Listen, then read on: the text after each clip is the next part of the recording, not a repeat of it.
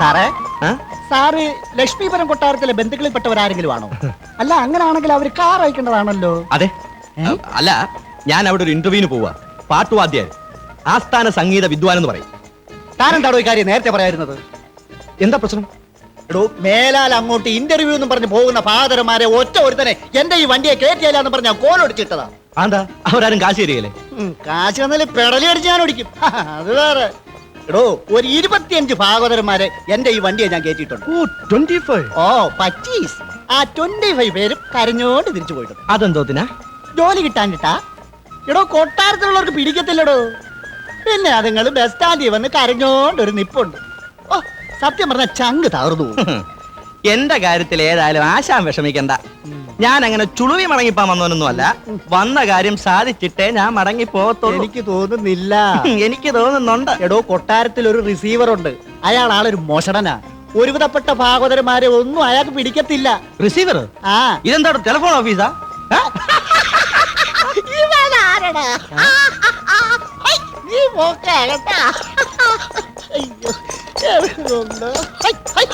ഇളിക്കാതെ കാര്യം പറ. എന്താ അവിടുത്തെ പ്രശ്നം?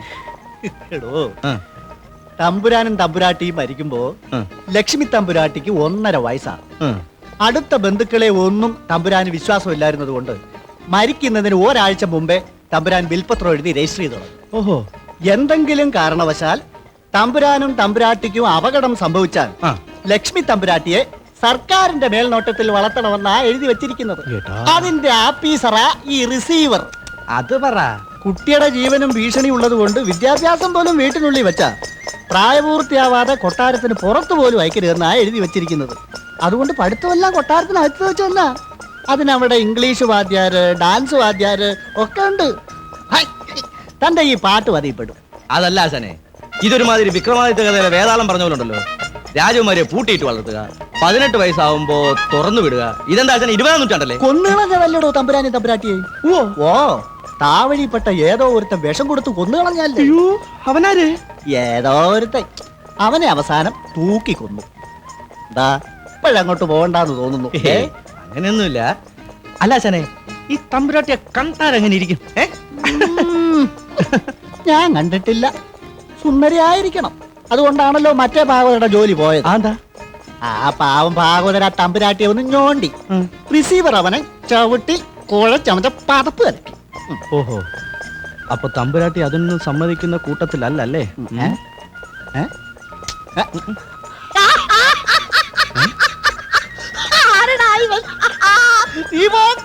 നിന്റെ ഗവിയാണോ? നീ മരുന്നും കാലേ പോക്ക.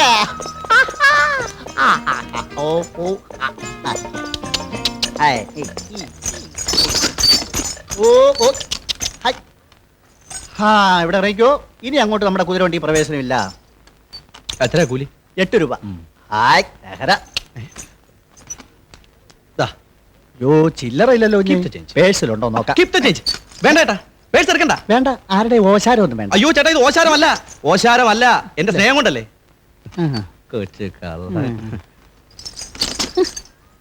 ആരടാ ഇവൻ?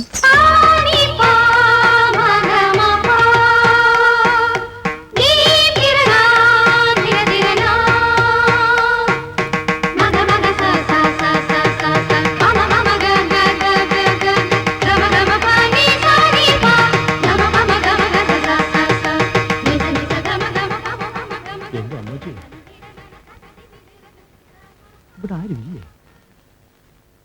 ശൂന്യം.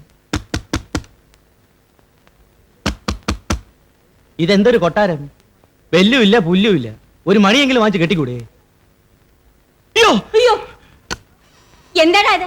കഥവ് ചവിട്ടി പൊളിക്കുകയാണോ? ഞാൻ ചവിട്ടിയില്ല, ഇടിച്ചേ ഉള്ളൂ. നിനക്ക് ഇടിച്ചു പൊളിക്കാനാണ് കഥ ഉണ്ടാക്കി വെച്ചിരിക്കുന്നത്? ആരാ? എന്താ വേണ്ടത്? എനിക്ക് റിസീവർ സാറിനെ ഒന്ന് കാണണമായിരുന്നു. ഇതേ കൊട്ടാരമാണ്, ഓഫീസ് അവിടെയാ. അല്ല, ഈ തമ്പുരാട്ടിയാണോ? അല്ല, ജോലിക്കാരി. വിഷ്ണു, താൻ എവിടെയാ സംഗീതം പഠിച്ചേ? തൃപ്പൂണിത്തറ. അല്ല, പാലക്കാട്. എവിടെ നിങ്ങൾ തീർത്തു പറയടോ. രണ്ടിടത്തും പഠിച്ചിട്ടുണ്ട്.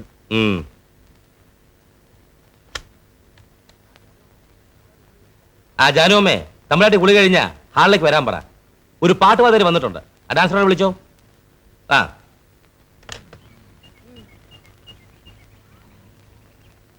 രാവിലെ മൂക്ക് മുട്ട തിന്നേച്ച് കിടന്ന് ഉറങ്ങുക. ഡാൻസറെ,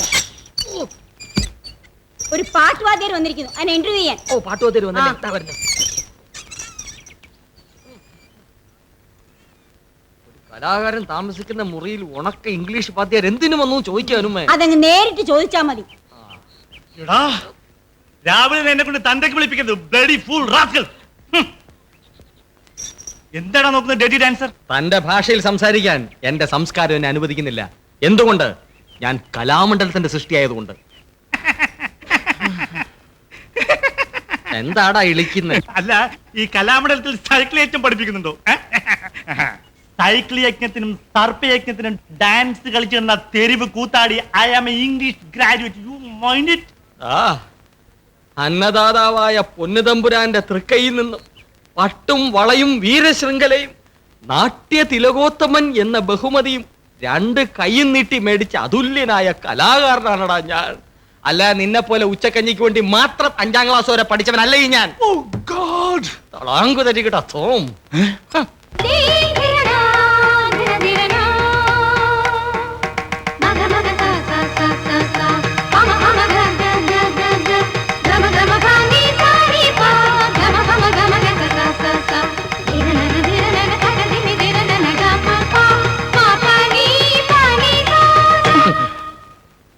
പാട്ടുവാദ്യാർ. എന്താ തന്റെ പേര്? വിഷ്ണു. ഉം? കൈതത്ര താഴത്ത് വിഷ്ണു നാരായണൻ കെ. കേട്ടപ്പോഴേ മനസ്സിലായി. അയ്യാം നാട്യതിലകോത്തമൻ നടനം നാണു ഈ കൊട്ടാരത്തിലെ ആസ്ഥാന ഡാൻസറാണ്. ഭാഗവതരാണെന്നല്ലേ പറഞ്ഞത്? അതെ. 16,008 രാഗങ്ങളും സ്വായത്തമാണോ? അയ്യോ സാർ, ഈ 16,008 അതൊക്കെ മനുഷ്യസാധ്യമാണോ? ഒരു 10-30 എണ്ണം നല്ലോണം അറിയാം. ബാക്കിയൊക്കെ തിയറിറ്റിക്കലായിട്ട്.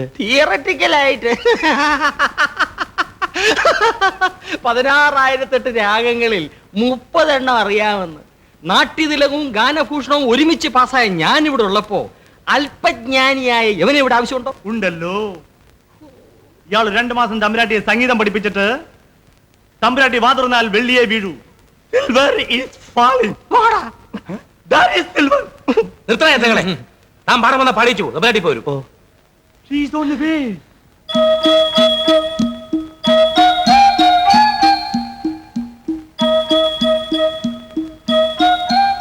നമോ വാഗം. കൈയെടുത്തൊഴടോ ഭാഗവതരെ.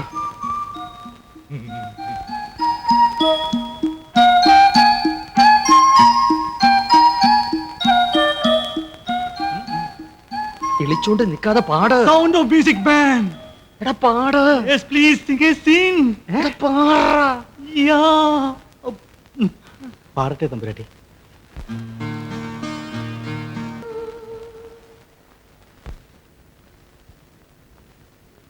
ഈ സ്വപ്നം കാണലൊക്കെ ഒരു 3 മാസം കഴിഞ്ഞു മതി. മേജറാവട്ടെ. ഓ, അല്ലേ ഇപ്പൊ സർക്കാർ കണക്കിലാണോ സ്വപ്നം കാണാൻ പറ്റുന്നേ?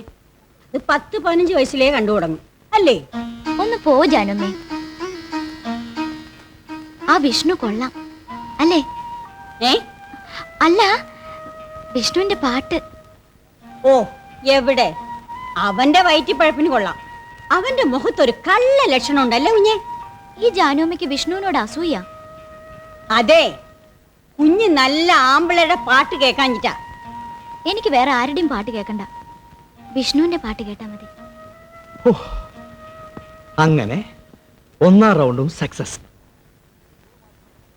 ഇവിടെ തോമാച്ച 3 മാസം എന്നൊക്കെ പറഞ്ഞാൽ ദാൻ അങ്ങ് പോവും. ആ പോവും. കളിക്കാടോ. പെണ്ണ് മേജറായി കഴിഞ്ഞാൽ കോടതി കണക്കെല്ലാം കൂടെ ചോദിക്കും. പ്രഥമ ദൃഷ്ടിയാനെ അഴിമതി അല്ലേടോ ലക്ഷക്കണക്കിന് രൂപയുടെ. ലക്ഷക്കണക്കിനല്ല, കോടിയുടെ അടുത്ത് വരും. ഈ കണക്ക് കോടതി പോയാൽ കൊടുക്കും. താനെന്നെ പൊളിച്ച സിയക്കാരനാടോ. ഈ കാണുന്ന കാശക്കാരോട് വാങ്ങിയിട്ട് വിചാരിച്ചൊന്ന് ബാലൻസ് ചെയ്യാൻ പറ്റത്തില്ലേ? കണക്ക് കൊണ്ട് കാണിക്കാവുന്ന അഭ്യാസങ്ങൾക്കൊക്കെ ഒരു പരിധിയുണ്ട്. ഞാനെന്നല്ല, ചിത്രഗുപ്തം വിചാരിച്ചാലും തന്റെ കൊട്ടാരത്തിലെ കണക്ക് ടാലി ചെയ്യാൻ ഒക്കില്ല. ഷോ, തന്നോടൊന്ന് സീരിയസ് ആയിട്ട് ആലോചിക്കാൻ വേണ്ടി ആ ക്ലബിൽ വേണ്ട ഇവിടെ വരാൻ പറഞ്ഞത്. അപ്പൊ അയാളുടെ ഒരു വർത്തമാനം. എടോ, വേറെ വഴിയുണ്ടോ? താനെന്ന് സൂചിപ്പിച്ച പോലെ തന്റെ മോൻ സുധാകരനും ആ തമ്പുരാട്ടിക്കുട്ടിയായിട്ടുള്ള വിവാഹം നടത്തണം. ഓ, എവിടെ? ഇവിടെ 2 കൊല്ലം മുമ്പ് അവൻ ട്രൈ ചെയ്ത് ആകെ കുളവാക്കിയതല്ലേ. പിന്നെ ഒന്ന് ശ്രമിച്ചു നോക്കാവുന്നേ ഉള്ളൂ. ശ്രമിച്ചു നോക്കണം. എടോ ആ പെണ്ണിന് അവനെ തീരെ ഇഷ്ടമല്ല. പിന്നെ ഇനിയിപ്പോ ശ്രമിച്ച് 2 മാസം കൊണ്ട് നടക്കുമെന്ന് എനിക്ക് തോന്നുന്നില്ല. വേറെ വല്ല വഴിയുണ്ടോ? ഒരു വഴിയുണ്ട്. മേജറായി കഴിഞ്ഞാലും പെണ്ണ് തന്റെ കയ്യിൽ നിന്ന് പുറത്തു പോകാതിരിക്കുക. അതെങ്ങനെ? കുറച്ചു കാലം കൂടി ഇദ്ദേഹത്തെ എനിക്ക് വിശ്വാസമാണ്. ഇദ്ദേഹം എന്റെ രക്ഷകർത്താവായി തുടരണമെന്ന് പെണ്ണങ്ങ് പറഞ്ഞാൽ പ്രശ്നം തീർന്നു. അതേതായാലും നടക്കില്ല. മേജറാകുമ്പോൾ മരിച്ചുപോയ തമ്പുരാന്റെ ഒസ്യത്വം പ്രകാരം പെണ്ണിന്റെ കല്യാണം നടത്തണം. വന്നു കയറുന്നവൻ എത്രക്കാരനാണെന്ന് എങ്ങനെ അറിയും? പിന്നെ കാര്യത്തിലെടുക്കുമ്പോ മുറച്ചെറുക്കനുണ്ടല്ലോ രവിവർമ്മ, അയാളും ചാടി വീഴും. ഇപ്പൊ ഒരു 3-4 മാസമായിട്ട് അവൻ സൈലൻസില്ല. അവന്റെ ശബ്ദത്തെക്കാൾ കൂടുതൽ ആ സൈലൻസ് എന്നെ ഭയപ്പെടുത്തുന്നു. അതെന്തുമാകട്ടെ, നിയമപരമായിട്ട് അയക്ക് അവകാശമൊന്നുമില്ലല്ലോ. ലക്ഷ്മിക്ക് ഏതായാലും അയാൾ ഇട്ടുവല്ല. താൻ സുധാകരനെ വെച്ച് ഒരു ലാസ്റ്റ് ആൻഡ് ഫൈനൽ കളി കളിക്കുക. അതും സക്സസ് ആയില്ലെങ്കിൽ ഞാനകത്ത്.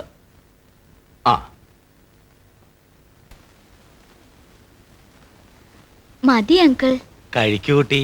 അയ്യോ എനിക്ക് മതി. പോരാ, നോക്കി ഈടെയായിട്ടേ നല്ല ക്ഷീണമുണ്ട്. ഇല്ല ജാനുവമ്മേ? അത്ര ക്ഷീണമുണ്ടോ? ഉണ്ട്. നിങ്ങൾ ഓടക്കുറവാന്ന് കൂടി കൂട്ടിക്കോളൂ. സുധാരൻ വന്ന് കാണുമ്പോഴേ അവൻ എന്നോടെ പിണങ്ങും. മോളുടെ കാര്യത്തിലൊക്കെ വലിയ ശ്രദ്ധയവന്. സുധാകരനെ കുറിച്ച് പറഞ്ഞു വന്നപ്പോഴാണ് ഒരു കാര്യം ഓർത്തത്. അവനിപ്പോ എവിടെയാണെന്ന് അറിയാവോ? അറിയില്ല. അയ്യോ, നിങ്ങളോടല്ല പറഞ്ഞത്. അവന്റെ കത്തുണ്ടായിരുന്നു. അവൻ മൂകാംബിയിൽ ഭജനവിരിക്കുക. ജാനുവമ്മ ഇപ്പൊ എന്തെങ്കിലും കാണിച്ചായിരുന്നോ? ഇല്ല. കാണിക്കണോ? വേണ്ട. ഭജനവിരിക്കുന്ന ആർക്ക് വേണ്ടിയാണെന്ന് അറിയാവോ? അതല്ലേ അതിന്റെ രസം. മോക്ക് വേണ്ടി. എനിക്ക് വേണ്ടിയോ? 2-3 മാസം കൂടി കഴിയുമ്പോ മോള് മേജറാകുകയല്ലേ. സ്വന്തമായിട്ട് ജീവിതമൊക്കെ തുടങ്ങുമ്പോ ആത്മമൂലം കൊടുക്കണേന്ന് ദേവോട് പ്രാർത്ഥിക്കുന്നുണ്ടെന്ന് അവൻ പറഞ്ഞത്. മോളെ കൂടി കൊണ്ടുപോകണമെന്ന് അവനുണ്ടായിരുന്നു. 2-3 മാസം കൂടി കഴിയുമ്പോ നിങ്ങൾക്ക് ഒരുമിച്ച് അങ്ങോട്ട് പോകാമല്ലോ, അല്ലേ? പ്രസാദം കുങ്കുമം ഒക്കെ അവൻ കൊണ്ടുവരും. അയ്യോ, മോളെന്താന്ന് കഴിക്കാത്ത? എനിക്ക് വിശപ്പില്ല. അയ്യോ, അത് പറഞ്ഞാൽ പറ്റത്തില്ല. മോളെ ഒരു ഇഡലി കഴിക്കേ. മോളെ ഒരു ഒറ്റ ഇഡലി.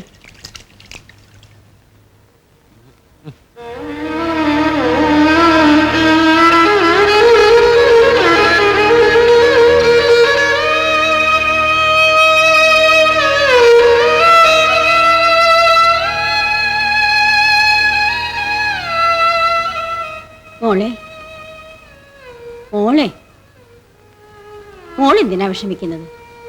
ഇത് മോളുടെ കൊട്ടാരം. മോക്ക് ഇഷ്ടമല്ലാത്തവരെ വരണ്ടാന്ന് പറയണം. ഞാനതെങ്ങനെയാ അങ്കിളിനോട് പറയാ? സുധാകരന്റെ കാര്യം ഓർക്കുമ്പോഴേ എനിക്ക് പേടിയാ.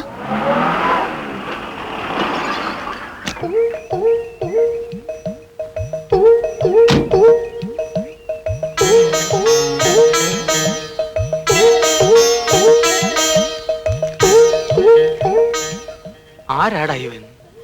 ഭക്തകുചേലനോ അതോ ഭക്ത മാർക്കണ്ടേയനോ? സന്തോഷമായോ? കൂടുതൽ വല്ലതും വേണോ? വേണ്ട, നന്നായി വരട്ടെ. അയ്യോ, തളാങ്കുതരകിടതോ, ഇത് സുധാകരനല്ലേ?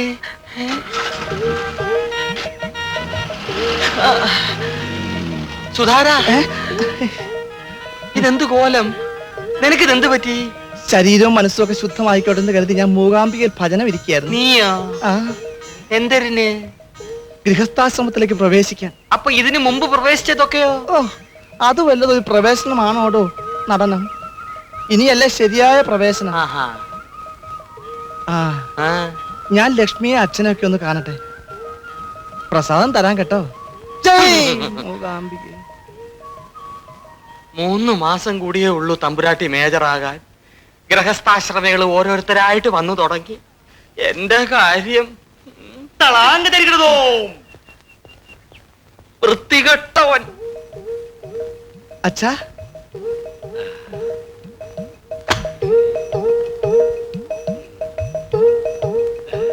നീ വരുന്ന വണ്ടി കൃത്യമായിട്ടൊന്ന് അറിയിച്ചിരുന്നെങ്കിൽ ഞാൻ കാർ അയക്കുമായിരുന്നല്ലോ. അതിന്റെ ഒന്നും ആവശ്യമില്ല. ജയ് മൂകാംബികേ. ഇങ്ങനെ വിളിക്കുന്ന പോലെ വിളിക്കാടാ, വല്ലവരും കേക്കും. ജയ് മൂകാംബിക. ജയ് മൂകാംബിക. ആരാണ്ട് വരുന്നുണ്ടാ? എന്റെ ഗുരുവായൂരപ്പ. ജയ് മൂകാംബിക. ലക്ഷ്മി എവിടെ ജാനു അമ്മേ? ഞാൻ വന്നെന്ന് പറയൂ. പറയാം. ആ നീ യാത്ര ചെയ്ത് ക്ഷീണിച്ചു വന്നതല്ലേ, കുളിക്കാൻ നനയ്ക്കോ മറ്റോ ചെയ്യേ. ഓ, രാവിലെ ഹോട്ടലിൽ നിന്ന് കുളിയുന്നതിനെ കഴിഞ്ഞാ ഈ കോലം കെട്ടിയത്. അല്പം ഓവറാണ് മോനെ നിന്റെ ഈ കോലം. അച്ഛാ മറ്റേ വർത്താനം പറഞ്ഞോളല്ലോ, തന്തയാണെന്ന് ഞാൻ വിചാരിക്കല. ഓ, മനുഷ്യനെ പിടിച്ചോ കോലം കെട്ടിച്ചിട്ട്. നിർത്ത്, വല്ലവരും കേൾക്കും. നീ ആ പെണ്ണിന്റെ റൂമിലേക്ക് ചെല്ലേ. കുഞ്ഞേ, ആ ജന്തു വന്നിട്ടുണ്ട്. ആര്? സുധാകരനാ? എന്റെ ജാനുമ്മേ, എനിക്ക് വയ്യ. എങ്ങനെ ഒന്ന് ഒഴിവാക്കുന്നേ? അവൻ വന്നേച്ച് പൊയ്ക്കോളും. കള്ളൻ മൂവാമ്പിന്നുള്ള വരവാ. വന്നാ പോകത്തില്ല. അതും ഇതൊക്കെ പറഞ്ഞിരിക്കും. അതിന് ഞാൻ വഴി കണ്ടിട്ടുണ്ട്. ആ വിഷ്ണുവിനെ ഇങ്ങോട്ട് വിളിക്കാം. പാട്ട് പഠിക്കാനുണ്ടെന്ന് പറയാം. തൽക്കാലത്തേക്ക് ഒഴിയല്ലോ, ബാക്കിയുള്ളത് പിന്നെ നോക്കാം. ആ, വേഗം വിളിപ്പിക്കാം.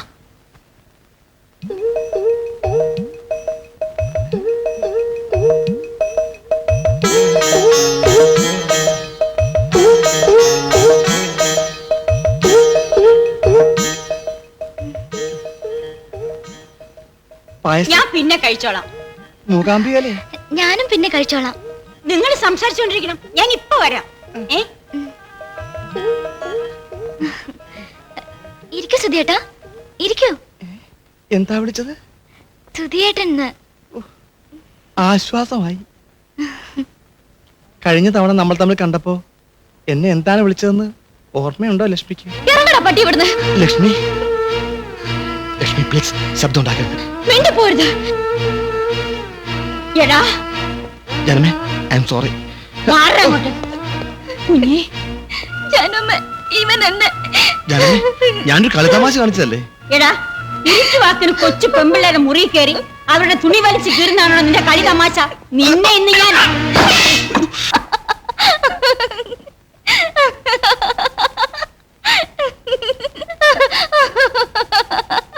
ലക്ഷ്മി അതൊന്നും മനസ്സിലിട്ടില്ലല്ലോ അല്ലേ? ഇല്ല. സുധിയേട്ടനോ? ഞാനത് അപ്പോഴേ മറന്നു. ലക്ഷ്മി മറന്നു എന്ന് പറഞ്ഞത് സത്യം തന്നെ അല്ലേ? അതേന്നെ. ഓ, അത് മതി. മൂകാംബികയിൽ ഭജന ഇരുന്നപ്പോൾ തന്നെ എനിക്കൊരു ദർശനം ഉണ്ടായി. ലക്ഷ്മി എല്ലാം എന്നോട് ക്ഷമിച്ചെന്ന്. ലക്ഷ്മിയോട് ക്ഷമ ചോദിക്കുന്ന പോലെയാ ഞാൻ അവിടെ ചെന്ന് ദേവിയോട് ചോദിച്ചത്. ലക്ഷ്മിയും സരസ്വതിയും പാർവതിയും എല്ലാം കൂടിയതാണല്ലോ മൂകാംബിക. ആ, നമ്മൾ ഒരുമിച്ച് ഇനി എവിടെയൊക്കെ പോകേണ്ടതല്ലേ? അതെന്തിനാ? അതൊക്കെ ഉണ്ട്. ആ, അവിടുത്തെ ഒരു ചടങ്ങ് എങ്ങനെയാന്ന് ചോദിച്ചാല്, രാവിലെ എഴുന്നേറ്റ് 5 മണിക്ക് സൗപർണിയിൽ പോയി കുളിച്ച് അമ്പലത്തിൽ നടയിലോട്ട് വന്ന് കണ്ണു അടച്ച ഒറ്റ ഇരിപ്പാ. മനസ്സിൽ ദേവി, അമ്മേ നാരായണ, ദേവി നാരായണ, ഭദ്രേ നാരായണ, ലക്ഷ്മി നാരായണ എന്ന അക്ഷരലക്ഷങ്ങൾ ജപിക്കും.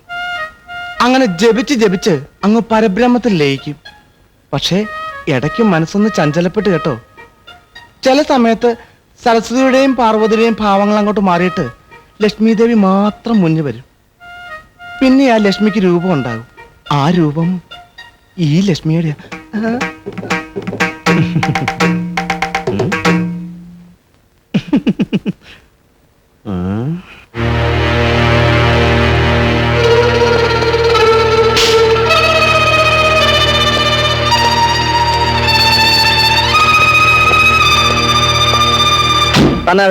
അയ്യോ, പറയാൻ മറന്നു. ഇതെന്റെ പാട്ട് സാറാ. വിഷ്ണു. വിഷ്ണു വിഷ്ണു, ഇത് അങ്കിളിന്റെ മകനാ, സുധിയേട്ടൻ. അറിയാം, ഞാൻ നേരത്തെ കണ്ടിട്ടുണ്ട്. തനിക്ക് എങ്ങനെ എന്നെ അറിയാം? നമ്മൾ എവിടെയോ വെച്ച് കണ്ടിട്ടുണ്ട്. ഞാൻ ഓർക്കുന്നില്ല. പക്ഷെ ഞാൻ ഓർക്കുന്നുണ്ട്. എന്നാ ഞാനല്ല, വേറെ ഏതെങ്കിലും. അല്ല അല്ല, അത് സാറ് തന്നെയാ. എന്റെ മുമ്പിലുണ്ട്. അല്ല, അന്നാ കാറില് എവിടെ വെച്ച്? കാറിന്റെ അകത്ത് വെച്ച്. ഏത് കാറില്? സാർ എന്നാ മൂവാമ്പി ഒന്നില്ലായിരുന്നോ? അന്ന് തൊഴാൻ വന്നു. ആ, ശരി ശരിയാ. ഞാനേ എന്റെ ഫ്രണ്ടിന്റെ കാറിലാ മൂവാമ്പിയെ പോയത്. ഞാൻ ഉണ്ടായിരുന്നു. ഞാൻ സാറിനെ കണ്ടു. നിങ്ങളെ പാട്ട് പഠി കുട്ടിയെ പഠി. ഇല്ല, പാട്ടില്ല. എന്റെ ത്രോട്ട് അത്ര ശരിയല്ല. അല്ല, പാടി ശരിയായി. പാടുമ്പോ ശരിയാവും. സാറേ, സാറിന്റെ പ്രസാദം. അതെ, വേണ്ട, അത് നിങ്ങൾക്ക് കൊള്ളാം. കലാകാരന്മാർക്ക് ത്രോട്ടിനുണ്ടല്ല. കടുവയെ പിടിക്കുന്ന കിടുവയോ? Thank you very much. You are welcome. ഇതെന്റെ കടമയല്ലേ തമ്പുരാട്ടി? എന്തായാലും വിഷ്ണുവിനെ കണ്ട് പേടിച്ചത്? അത് പിന്നെ ഞങ്ങളൊരു വല്ലാത്ത സ്ഥലത്ത് വെച്ചൊന്ന് മീറ്റ് ചെയ്തു. വല്ലാത്ത സ്ഥലോ? അതെ, അങ്ങനെ പറയാൻ കൊള്ളാത്ത സ്ഥലങ്ങളും. പറയാൻ കൊള്ളാത്ത സ്ഥലോ? അതെ, അങ്ങനെ പറയാൻ കൊള്ളാത്ത സ്ഥലങ്ങളും പറയാൻ പാടില്ലാത്ത സംഗതികളൊക്കെ ഉണ്ട്. അത് ഞാൻ പിന്നീട് പറഞ്ഞുതരാം. തൽക്കാലം തമ്പുരാട്ടി അതറിയണ്ട. ഞാൻ പോയിട്ട് പിന്നെ വരാം.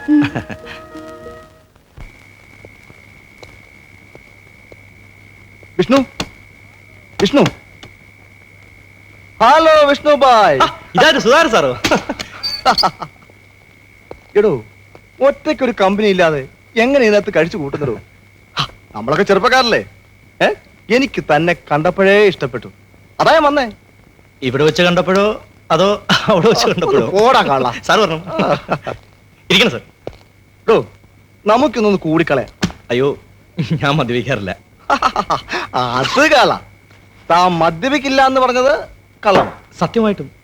ഓഹോ, അപ്പൊ പിന്നെ തനിക്ക് എന്തിലാ ഇൻട്രസ്റ്റ്? അത്താഴ പ്രശ്നിക്കാനാ സാറേ. വല്ലോം 2 സംഗീതം പറഞ്ഞു കൊടുത്ത് ആ കുഞ്ഞിന്റെ കണ്ണൊന്ന് തെളിയിക്കണം. എനിക്കും പിഴയ്ക്കണം, അത്രേ ഉള്ളൂ. ആ, അതൊക്കെ പോട്ടെ. എനിക്ക് തന്നോടൊരു കാര്യം സംസാരിക്കാനുണ്ട്. എന്താ സാർ? പലയിടത്ത് വെച്ചും പല മോശപ്പെട്ട സിറ്റുവേഷനിലും ചിലപ്പോ പല പെമ്പിള്ളേരുടെ കൂടെയും തന്നെ ഇനിയും കണ്ടത് വരും. അതൊന്നും ഇവിടെ പറഞ്ഞ് നാറ്റിക്കാതിരിക്കുക. ഇത്രയും റിക്വസ്റ്റ് മനസ്സിലായോ? ഇനിയും ഉണ്ട്. ആ ലക്ഷ്മിയെ ഞാൻ വിവാഹം കഴിക്കാൻ പോകുന്ന കാര്യം തനിക്കറിയാമല്ലോ. അവളുടെ മുമ്പിലും എന്റെ ഇമേജ് മോശമാക്കരുത്. ഇനി അതല്ല, അങ്ങനെ ചെയ്തേ അടങ്ങുമെങ്കിൽ ഞാൻ മഹ ചേറ്റയാ, തെണ്ടിയാ, അലവലാതിയാ. വെറുതെ തടി വിടക്കാക്കൾ എന്റെ വിഷ്ണു.